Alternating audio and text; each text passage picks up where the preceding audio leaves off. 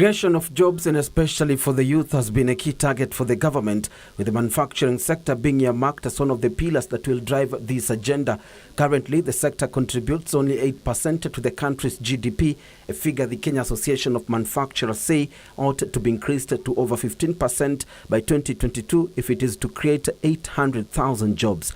Investors in this region, for instance, Honda has invested close to 1.5 billion Kenya shillings in Kenya.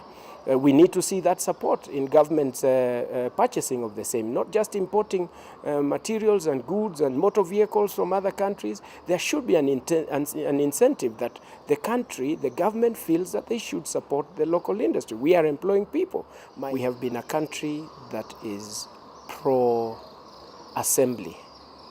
We need now to move from pro-assembly into pro-manufacturing, and the policies need to guide us such.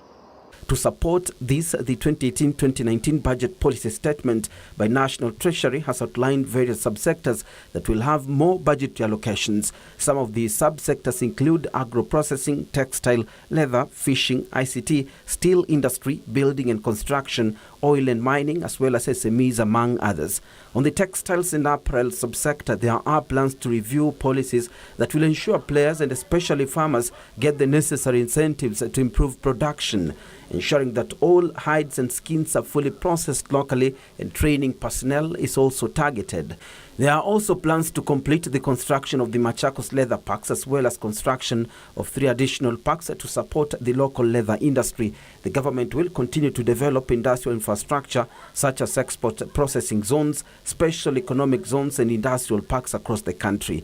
On ICT, the government plans to invest in the development of IT entrepreneurship programs, as well as strengthen innovation hubs that are already set up in the country.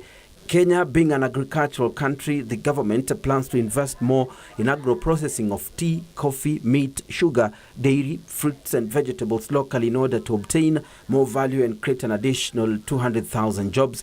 There are also plans to facilitate the exploration of coal and iron ore deposits, support value addition in oil production, and develop policy and incentive framework to attract international investors to the sector.